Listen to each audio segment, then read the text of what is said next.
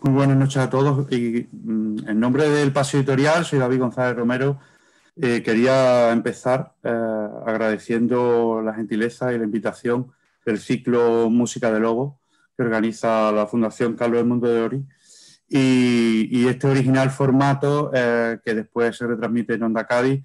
Por tanto, muy agradecidos por la invitación y básicamente tengo el placer de estar aquí reunidos y sobre todo vamos a tener el placer de oír a Eva Díaz Pérez, una novelista consagrada, sobre todo en el género histórico de la narrativa española, y con la que bueno, hemos tenido el placer, la inmensa suerte de poder recuperar su primera novela en el Paseo Editorial, Memoria de ceniza.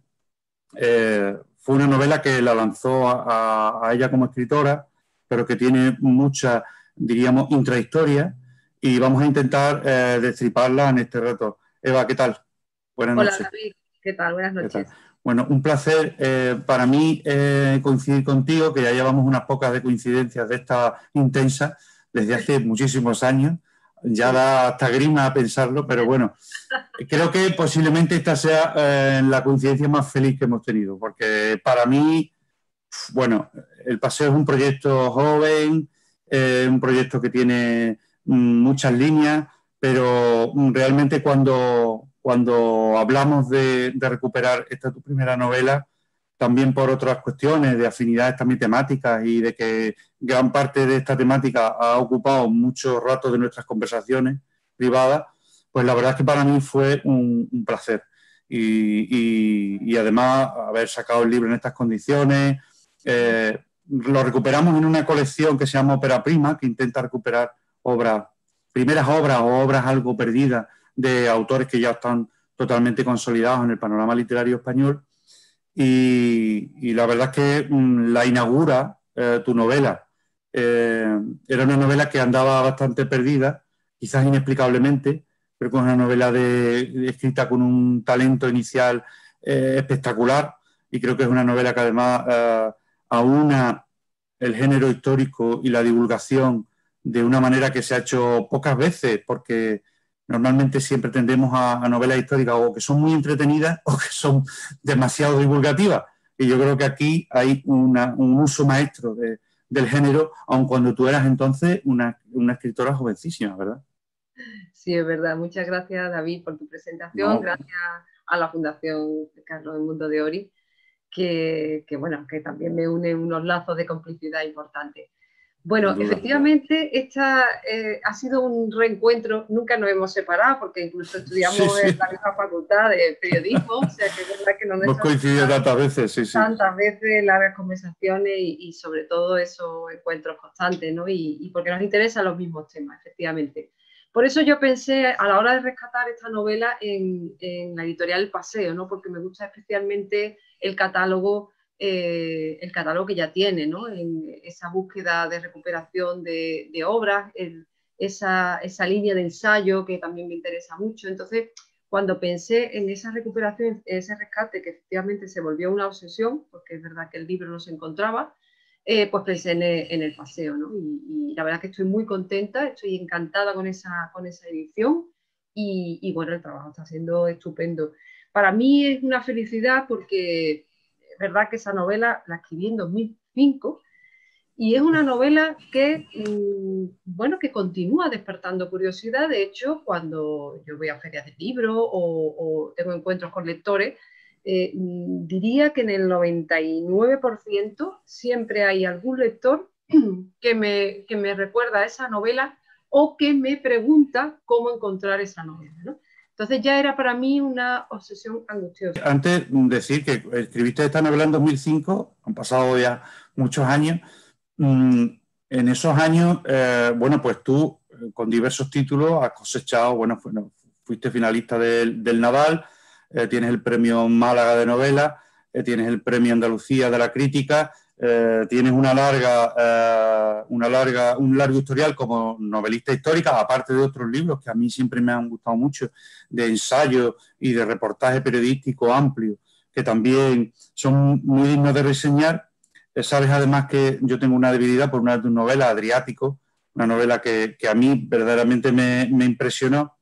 Y bueno, el último trabajo tuyo fue El color de los ángeles, que estaba dedicado a la figura de Murillo, ¿no? Me refiero en la línea, digamos, de la novelística, ¿no? Sí. Realmente hemos hecho esta recuperación de la novela y la colección Ópera Prima intentará siempre hacer estas recuperaciones con un elemento, diríamos, que de alguna manera revaloriza la nueva publicación. En este caso has conseguido, bueno, que te ponga prólogo nada más y nada menos que Félix de Azúa. Además, un prólogo tan breve como intensísimo y donde dice cosas muy potentes. Y yo la verdad que creo que le hace bastante justicia a esta novela.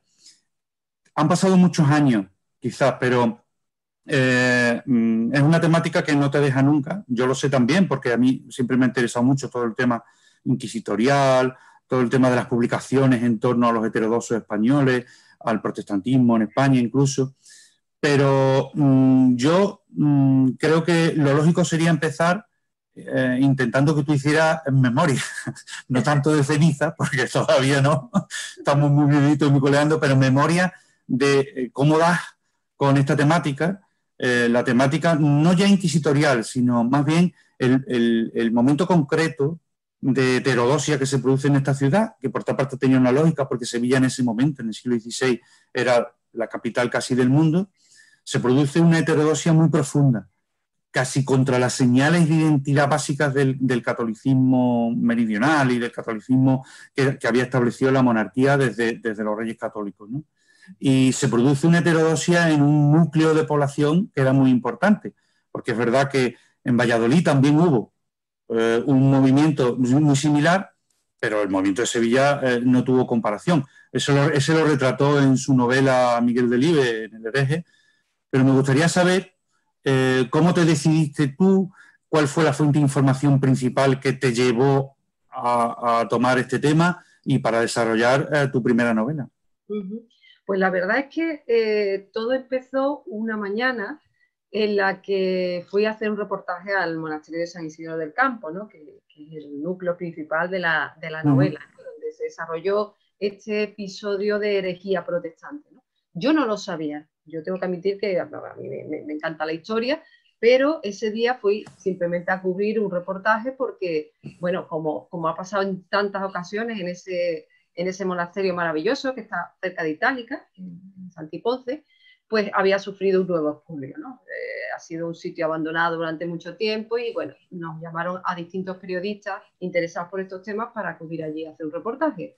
Bien, haciendo el reportaje me entero por casualidad de que allí los monjes jerónimos en el siglo XVI habían practicado en secreto la reforma protestante, es decir, leían libros prohibidos por el índice de la Inquisición. Erasmo de Rotterdam, allí se pasaba con normalidad en la lectura de la sala capitular. O sea, Lutero, es decir, no se adoraban a las imágenes, en fin, todas estas nuevas ideas, creencias que traía la reforma protestante. Naturalmente esto es en secreto. Entonces, durante un tiempo, estos monjes practican en secreto la reforma. Hay una comunidad también de protestantismo en Sevilla muy potente, donde están implicados personajes de la nobleza, religiosos como el canónigo magistral de la Catedral de Sevilla, en fin, una cosa sorprendente, ¿no? Todo en secreto hasta que son descubiertos por la Inquisición. Y que además algunos de los monjes que estaban allí en el monasterio, algunos son quemados en distintos autos de fe y otros logran huir a la Europa de la Reforma, protagonizando un episodio de la historia de la cultura europea sorprendente, como es la Biblia del Oso, que es la primera traducción al castellano, ¿no?, de los libros sagrados. Eso estaba totalmente prohibido por la Iglesia Católica. No se permitirá hasta el siglo XVIII. Pero esa Biblia del Oso es uno de los monumentos, además, literarios de nuestra cultura, porque, bueno, la calidad literaria es excepcional. Entonces, claro, yo cuando me entero esa mañana de que allí había sucedido ese episodio, primero pensé, qué ignorante, no tenía ni idea de eso. Recuerdo esa tarde muy nerviosa en el periódico porque escribiendo el reportaje, pero ya ahí ya bullía una historia, ¿no? Al día siguiente me fui a hablar con el profesor Klaus Wagner, que había estudiado muchísimo el tema de la reforma protestante, y él es el que me empieza a abrir ese mundo y ahí empiezo a tirar del hilo. Él me aportó muchísima bibliografía, casi toda bibliografía en alemán, en inglés, en francés, es decir, era una historia muy de nota a pie de página en la historiografía española, ¿no? Y eso ya me picó la curiosidad mucho más, ¿no? Entonces ahí hubo un proceso de documentación fascinante y poco a poco pues fue saliendo esta novela que coincidió además, curiosamente, con la reforma, la rehabilitación de ese monumento. Yo no había escrito un libro antes, que era el Polvo del Camino, el libro maldito del Rocío, que bueno, era una cosa que partía de mis crónicas periodísticas contra el Rocío, en fin, un libro un poco gamberro y yo creo que bastante divertido, pero yo no me había embarcado en ninguna novela histórica. Yo no sabía si iba a saber escribir una novela histórica, ¿no? Que además tenía una complejidad documental importante, ¿no? Pero salió Memoria de ceniza y efectivamente un libro que siempre funcionó muy bien y que de hecho, bueno, es un libro que todavía la gente sigue interesada y curiosa por esa historia, ¿no? Hay una cosa en el libro que yo creo que ha llamado muchísimo la atención, por ejemplo, la misma motivación incluso de Félix de Azúa a la hora de ponerte el prólogo y de otras personalidades que se han acercado a este libro, como por ejemplo Emilio Lledó, que el otro día nos llamó descubriendo tu primera novela y estaba fascinado con la historia, que siempre inciden en... Bueno, tú retratas una comunidad de heterodoxos, donde hay nombres bastante potentes de lo que fue, diríamos, la heterodoxia reformada, difícilmente llamarlos protestantes en puridad, pero bueno, es decir, estaban ejerciendo de alguna manera la protesta, pero hay un personaje que le llama a todo el mundo la atención, que es Casiodoro de Reina, ¿no? Porque yo creo que lo aúna a todo. Es decir, incluso después los problemas posteriores, cuando ya emigra a Europa y ya como refugiado, también tiene problemas con las ortodoxias de las propias iglesias protestantes. Es un personaje fascinante en todos los sentidos. Además, hay que considerarlo quizá el responsable de ese grandísimo trabajo de traducción de la Biblia, en gran parte, ¿no? Y el resultado que tuvo con la Biblia del Oso.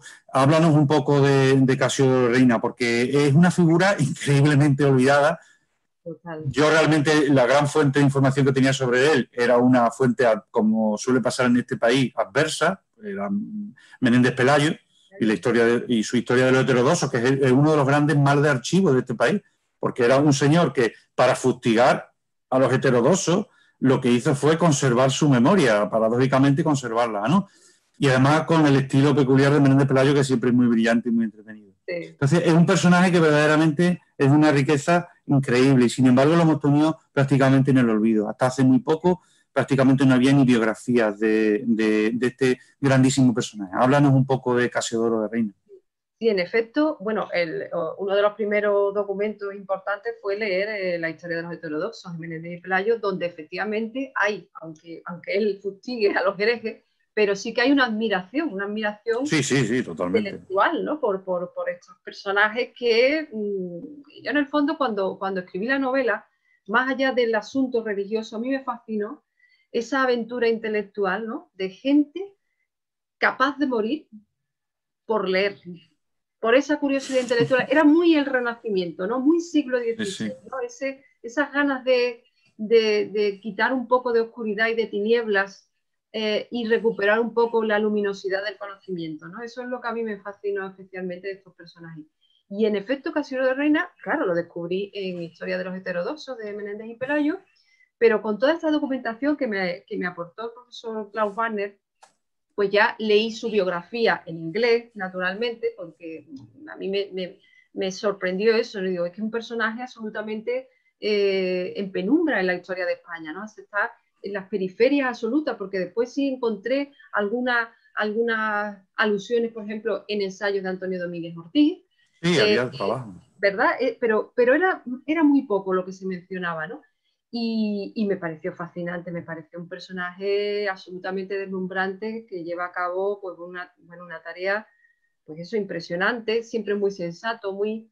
Yo creo que estos protestantes, entre comillas, eran más bien erasmistas, que yo creo que es una corriente que es la que podría haber cuajado en España, ¿no? Porque el profesor, por ejemplo, Avellán ha investigado mucho esto, ¿no? Y Batallón, claro. Pero sí, a mí me fascinó y novelescamente era muy atractivo, ¿no? Además, un personaje que logra huir, pero luego efectivamente se encuentra con la misma intolerancia que se había encontrado con el catolicismo, se la encuentra luego también en las otras iglesias reformadas. Entonces, es ese espíritu independiente de ciertos personajes que luego vamos a encontrar, por ejemplo, en Blanco White, que hay cierto paralelismo, ¿no? Y lo que sí ha sido, creo que interesante, ha sido esa recuperación muy lenta, esa incorporación de forma natural a nuestra historia, aunque no es conocido totalmente, pero por ejemplo la biografía de Doris Moreno, que sí, ha sí, publicado el sí. Centro de Estudios Andaluz, yo creo que Sin duda, fundamental. ha permitido, bueno, conocer a este personaje, ¿no? Es verdad que, claro, a mí en muchas ocasiones, claro, ese es el tema de la ficción, ¿no? Dentro de la novela histórica. Yo intenté ser muy realista, o sea, basarme la ficción absolutamente verosímil, porque a mí me parecía que era una traición y que yo inventara cosas cuando lo que necesitaba esta historia era conocerse al dedillo, ¿no? Lo que pasa es, claro, estás escribiendo novelas, entonces hay una parte de invención, bueno, hay cosas que imaginas, pero después era curioso cómo la gente te preguntaba que era verdad, que era mentira, y había personajes que creían que eran totalmente de ficción. Por eso yo incorporé al final, bueno, para que la gente supiera qué personajes eran de verdad, que eran El glosario, sí, sí, sí, el glosario de efectivamente. personajes, es un acierto, un acierto. Sí, porque es que además mucha gente decía, por ejemplo, el caso de Julianillo Hernández, que es el arriero que llevaba libros prohibidos de la Europa de la Reforma hasta esa Sevilla, oculto dentro de unos odres de vino de Borgoña, por ejemplo. A mí me parece que eso es como totalmente novelesco. Sin embargo, existió. Y claro, la gente cuando después veía que no era una invención mía se sorprendía. Pero yo creo que yo tenía que hacer justicia a esa historia y la verdad es que no inventé casi nada. Después en mis siguientes novelas se me fue un poco la vena de la ficción porque yo había estado muy constreñida en Memoria de Cenizas, ¿no? Pero bueno, yo creo que Casiodoro Reina es un personaje fascinante y, por ejemplo, Félix de Azúa está fascinado con él y Emilio Lledó es Sí. verdad que son, vamos, que lo están reivindicando, que han publicado varios artículos y tal, ¿no? Entonces yo creo que es un personaje del que tenemos que estar muy orgullosos, ¿eh? Porque representa lo mejor de ese renacimiento y protagoniza una aventura intelectual creo que maravillosa, ¿no? Con esa Lidia del oso. Además, el acierto del glosario y el hecho de que trates en profundidad personajes como estos, porque es verdad que, por ejemplo, aquel que se ha acercado a los estudios sobre esta cultura tan oculta y tan en la penumbra, sabe de muchísimos nombres de los que los propios estudiosos no tienen una certeza real. Se habla de personajes que muchas veces no se sabe si fueron reales y qué llegaron a hacer. Incluso, claro, en un momento de persecución, entienden miles de mecanismos para disimular, para ocultar, en los que había pues seudónimos, nombres falsos, nombres cambiados, y realmente al final la mayoría de ellos podemos decir que existieron, que son personajes que existieron. Hay algunos, por supuesto, como Casiodoro, de los que no hay duda, pero hay muchos de los que incluso los propios estudiosos tenían dudas sobre su existencia. Y yo creo que una de las virtudes de esta novela fue precisamente también que tú te atuvieras mucho a eso y que incluso en las partes, diríamos, más noveladas o más, que muchas veces son esas en las que reproduces diálogos entre ellos, realmente hay una sabiduría a la hora de enjaretar lo que sería lo que conocemos de su literatura y de su ideario y hacerlo diálogo en la novela, para que, por ejemplo, cuando existen las discusiones sobre hasta dónde se puede llegar y hasta dónde no en la lectura de determinados libros, en el seguimiento de determinados principios religiosos, yo creo que ahí aciertas totalmente y creo que te vino bien, de alguna manera, ese ejercicio un poco de austeridad novelesca, ¿no? Claro. Por la divulgación, pero por una divulgación que después te llega mucho, que conseguiste que te llegara mucho, independientemente de que hay otros episodios que son entretenidísimos y que incluso te casan con la novela, diríamos, aventurera o gótica, pero que realmente en ningún momento te parecen fantasiosos. Te podías imaginar a la gente huyendo así de una ciudad, igual que Julianillo traía los libros Claro. con los vinos, ¿no? En un burro, ¿no? Claro. Quizás también porque como soy periodista, pues toda esa base de realidad para mí es fundamental y en el resto de mis novelas también. Es decir, para mí ese, las novelas son un edificio, ¿no? Y entonces yo siempre, los cimientos de la realidad histórica son fundamentales, son los muros más gruesos, ¿no? Después, evidentemente, pues toda esa parte de ficción que tú mencionas, que es verdad que existe en la novela, porque hay momentos, por ejemplo, los viajes que hace Julianillo, con ese pánico con el que ese pobre arriero recorre España, porque cree que lo van a prender y bueno, y va a ser apresado por la Inquisición para ser quemado vivo, es que decir, es que Sí, sí, sí. era muy dura. Pues claro, realmente ahí sí me di cuenta que eran los momentos donde entraba de lleno la literatura, ¿no? Basándome en esa realidad, pero pensando qué podría haber ocurrido, ¿no? En esos viajes, o por ejemplo el caso de otro de los personajes, que es Francisco de Zafra, que es también un personaje que era un clérigo beneficiado en la parroquia de San Vicente, que está también implicado en la comunidad religiosa, ¿no? De protestante. Ese personaje se sabe bueno, que huyó, que consiguió, no se sabe cómo, escapar del castillo de la Inquisición, el castillo de San Jorge en Triana, ¿no? Increíble, porque ese lugar, desde luego, era terrible y estaba pensado para que nadie se Saliera de allí. Entonces, claro, se escapó, no se sabe cómo, e incluso hay teorías de que pudiera haber sido, esa es una de las teorías que hay, no confirmada ni muchísimo menos documentalmente, pero de que a lo mejor podría haber sido el autor de las artes de la Inquisición, ¿no? Porque realmente ese libro está contado por alguien o que vivió ese momento o que estuvo muy cerca de personas que vivieron encerrados en ese castillo y que por algunas circunstancias pues lograron escapar. Entonces, es verdad que ahí es sí donde meto yo la parte de ficción novelesca y bueno, naturalmente los diálogos siempre muy ajustados al lenguaje de la época, intentando que no sea un lenguaje fosilizado, como ese es el gran error de algunas novelas históricas, pero que también Totalmente. tenga el aire de época. Y confieso que eso del aire de época salió de forma natural simplemente con la lectura de obras de esa época, ¿no? Yo me leí la Biblia del Oso, que tiene esa belleza literaria, y se me quedó ese aire de la época. Entonces, cuando te das cuenta de que al escribir reproduces de forma natural esa sintaxis, esa forma, pues yo creo que le da la naturalidad a la novela, ¿no? Además de Bueno, ser divulgativa, claro. tanta naturalidad. Nosotros hemos tenido también el detalle en la contra de poner una imagen de los frescos que hay en San Isidoro del Campo, que eran frescos de la vida de San Jerónimo, pero este concretamente podrías trasladarlo al siglo XVI y parecería que el Padre Blanco, con todos, diríamos, los monjes allí haciendo una lectura y discutiendo sobre esas lecturas, cosa que suele pasar en el libro. Te imaginas que Antonio del Corro y tanta gente haciendo lo mismo, que realmente es una pintura de la vida de San Jerónimo. Pero, y además es que curiosamente hasta parece un burro cargando con no sé qué, no sé si parece como sacos o odres, y te parece una especie de pintura casi anticipatoria de lo que venía, ¿no? Claro. Esto está además en el convento, son los frescos, son una maravilla para verlos y para saborearlos, pero verdaderamente te traslada a incluso el cenáculo que tú describes. De todas formas, yo quería hacerte una pregunta porque me parece que eso es vital desde el punto de vista también de por qué sucedieron las cosas como sucedieron. Y es que en tu novela además lo reflejas muy bien. Es decir, el movimiento de la heterodoxia en Sevilla, como también pasó en Valladolid en ese momento concreto, es un movimiento que, bueno, el erasmismo estaba progresando en España casi con total libertad desde la corte de Carlos V o de Carlos I de España, como queramos llamarlo.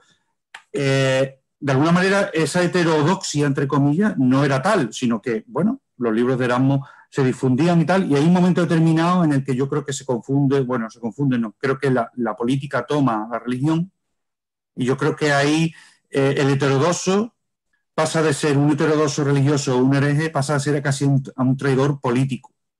Porque en determinado momento con las guerras en Europa que le están generando tantos problemas a la monarquía hispana, pues realmente ya el problema es que el heterodoxo religioso es casi un traidor político. De hecho, hay una carta de Carlos V famosa a su hijo y a la regencia de su hija, diciéndole, es que esta gente lo que son es traidores a la República, es decir, a nuestra República, ¿no? Casi no le importaba, porque ya estaban imponiéndose principios casi de concordancia entre lo político y lo religioso para poner una especie de paz en una Europa que después no tuvo nada de paz, porque se llevó 2 años, 2 siglos, con una guerra perpetua y en muchos casos por estos motivos. Pero ¿no crees que lo fundamental, porque bueno, la Inquisición estaba funcionando en la misma Sevilla, que se inauguró casi desde hacía ya 60 años, ¿no?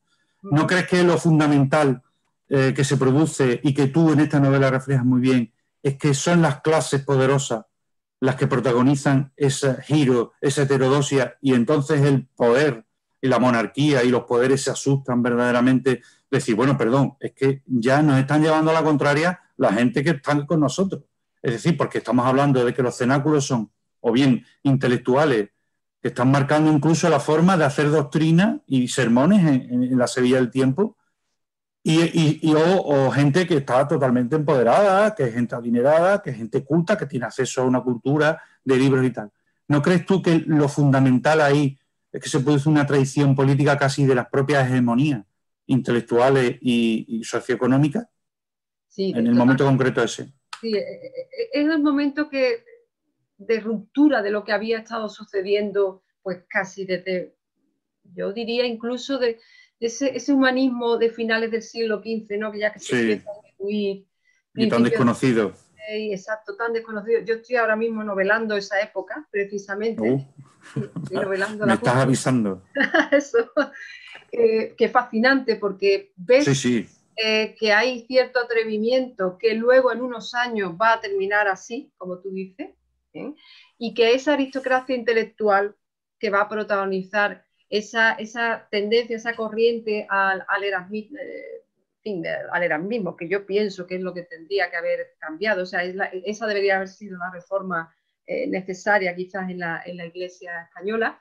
Llega un momento en que se dan cuenta de que es peligroso. De hecho, en la primera ocasión en la que descubren que hay unos rumores de que hay gente implicada leyendo libros prohibidos y practicando en secreto la reforma, la Inquisición no se lo cree. O sea, que dice, ¿cómo va a estar implicado el canónigo magistral de la catedral?